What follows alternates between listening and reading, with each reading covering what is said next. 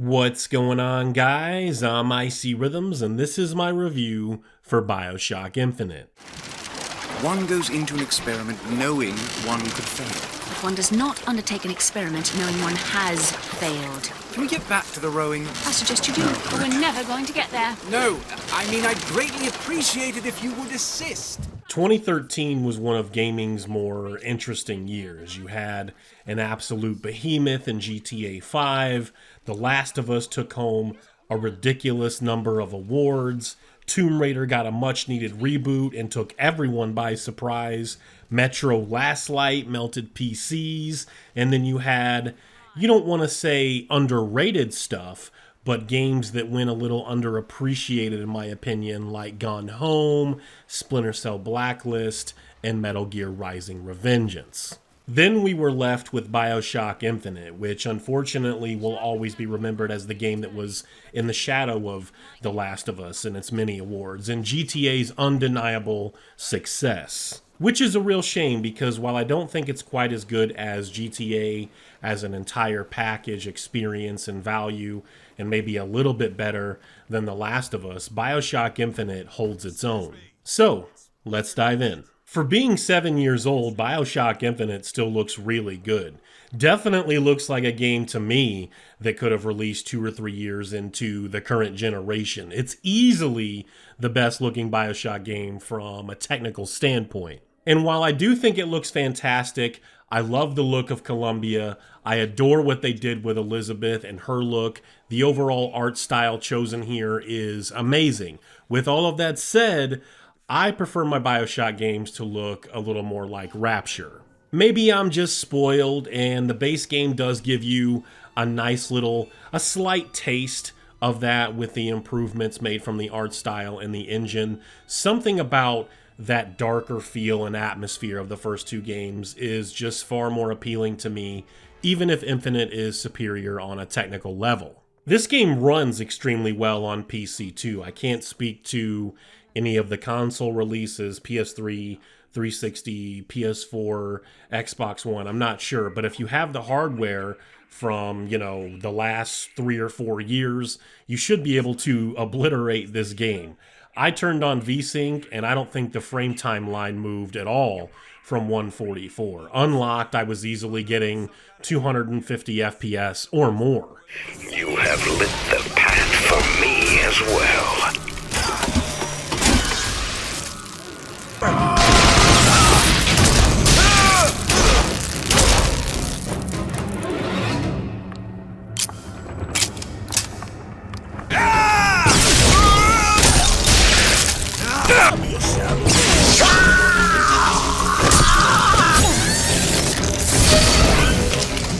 On the gameplay side of Infinite, I feel like the community is pretty divided. I don't know where those watching stand, but I still think Bioshock 2 wins in the gameplay department, and quite easily. That's not me saying that Bioshock Infinite isn't fun. It's a lot of fun in my opinion. It's just that playing this on medium and probably even hard still won't prove to be all that challenging. One of the bigger changes from Bioshock 1 and 2 is that your special abilities are no longer referred to as plasmids and instead are now called vigors. They're almost the same damn thing, but if I'm being honest, most of the vigors don't really seem as cool as the attacks you get in the first two games. I know I'm not alone. Possession is the first vigor that you receive, and I guess it's cool. You can use it on vending machines where you buy your vigor upgrades, ammo, health, and salt, and they'll have little hiccups and spit some money back out your way. Or you can use it on enemy turrets and you'll have control of them for a short time, or enemies themselves for a short time. And after they help you, whether they're helping shoot other enemies or beat on them with a club or something, they'll actually kill themselves, beat themselves in the head with a bat, or put a shotgun to their head and blow their own head off. I'm not even kidding. This happens in the game, and it's kind of fun to watch the first few times, and then you're just over it. Maybe I'm just sick in the head. I don't know. But I'm going to tell you right now, I stopped using possession as soon as I got Shock Jockey. I sort of stopped using everything after trying Shock Jockey. I know I can't be alone with that either. It's just so effective in most situations, and the overall impact is undeniable. The first chance to get the Murder of Crow's Vigor actually glitched on me. I was able to pick it up in a different combat scenario, but the enemy that's supposed to drop it first didn't, even after I reloaded the checkpoint. I never experienced this back in 2013, but it was a known problem even then, and it just sucks that the developers never bothered to fix it. Kind of like, we don't care, you get other chances to pick it up, so we're just not going to bother fixing this. Some of the vigors can be used as a really good basic attack. Some have a secondary option to be used as more of a trap. I didn't use the trap option, and it just wasn't my thing. There's nothing wrong with it, but I think the combat isn't interesting enough to make the traps matter all that much for me. Even when you're faced with like 15 or more enemies and maybe there's a handyman thrown in there somewhere, it's just better to take cover or use the skylines when I felt like getting away or regenerating my shield. The handymen and the developers trying to make them some sort of legitimate replacement for the lack of a Big Daddy fell pretty flat for me. I love the look. The design choice for them is great, but they're just not Big Daddy levels of awesome. And on top of that, depending on what difficulty you're playing on, I would always prepare for a Big Daddy encounter to some extent. Same for a Big Sister. Preparation. After a while, you learn how to manipulate the game and use your upgrades in a way to drop them quickly. But early on, that preparation in those games just adds to the challenge. It adds to the gameplay experience and overall fun. And then we come to Elizabeth, and oh man, what is there to say? Having Elizabeth there with you for most of the experience and in combat really helps. I don't know what it's like playing on the game's most challenging difficulty setting, but even though she's awesome and to me one of the best companion characters ever created, it also made overall gameplay and combat just far less challenging. I think that's what they were going for. Infinite sold better than 2, and I'm not really sure about the first game. It seemed like the developers felt as if the first 2 games were far too challenging and chose to make a lot of design decisions that made the game a more casual-friendly experience. A lot of that is just speculation. That's just me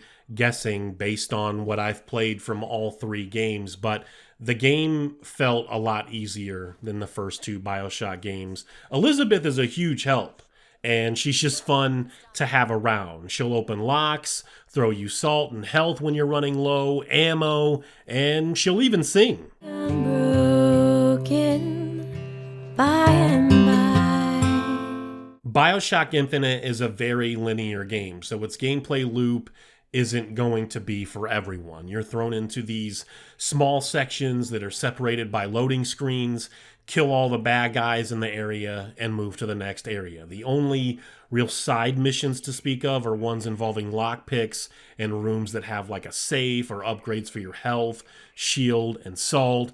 It's up to you whether or not you feel they're worth it.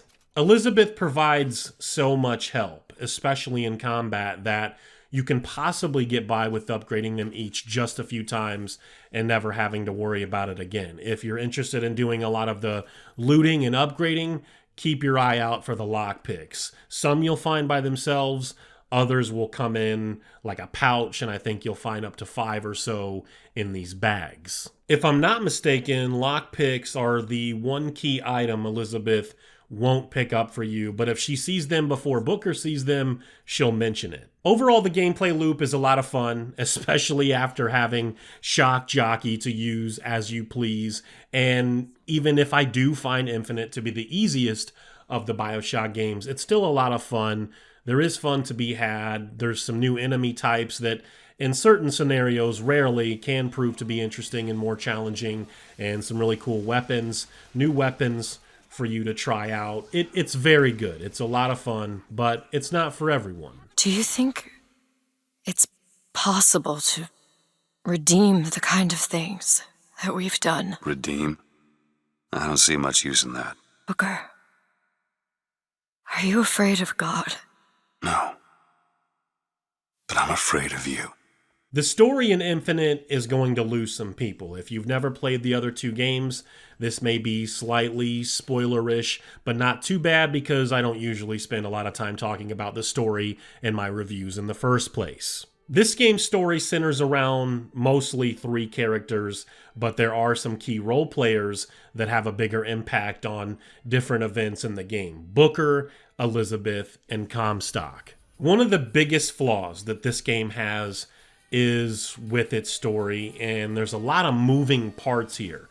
And it wants so badly to build a relationship that you'll care about between the protagonist Booker and Elizabeth, and I think just a little bit it fails to do that. It may also be because The Last of Us came out that year, and when I finally got to play it, I realized one of the things that game does, the best possibly, is to make you care about the game's 2 main characters, which are Joel and Ellie. You watch the relationship grow into something special, and even though you spend less time with Tess, the history between her and Joel was undeniable. So Naughty Dog does that really well, where Bioshock Infinite tries to capture something similar, and it never really gets there. In fact, while just developing her character more, I wish we could have spent some time disposing of enemies playing as Elizabeth. Booker in this game just feels like the voice of a guy you're playing as, but the real star of the show is somebody else. And in this game, that somebody else is Elizabeth. He's a competent character, and for the most part, pretty well written. It's just a little more difficult for me to be captured by this man than, say, the other character Troy Baker played that year, which was, of course, Joel in The Last of Us. Booker is a very flawed man, a man of many mistakes, and he's just trying to understand why he continues to remember a phrase you'll hear a lot of in this game: bring us the girl and wipe away the debt. I won't spoil some of the bigger reveals in the game, obviously, or the role that Comstock plays as the villain, or is Booker the villain? Does it really even matter who the villain is? With so many dimensions and alternate realities, these men and their roles may be completely different elsewhere. Hence the name Bioshock Infinite. Once all the cards are turned over, you're left wondering, did all of what I just accomplished as Booker mean absolutely anything? Did I actually accomplish much of anything in the grand scheme? Maybe not. But remember, there's always a man and there's always a lighthouse. All different, all similar. Constants and variables. What? There's always a lighthouse. There's always a man. There's always a city. How do you know this? I can see them through the doors. Another missed opportunity in this game, another story beat missed, and I feel they just could have done a lot more with this. They could have tried to elaborate further, is the Lutesses. We know that they helped make this city in the sky possible, given their knowledge of quantum physics.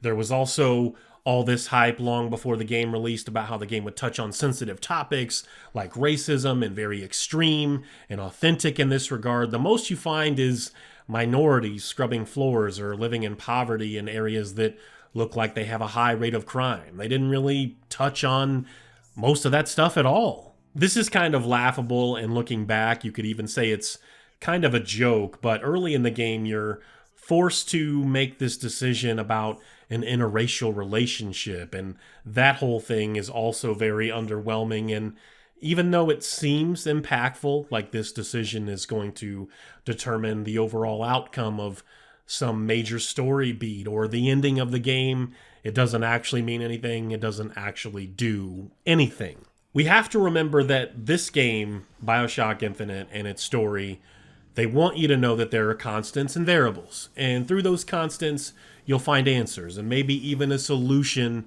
to a problem. Not just in Booker's reality, but all realities.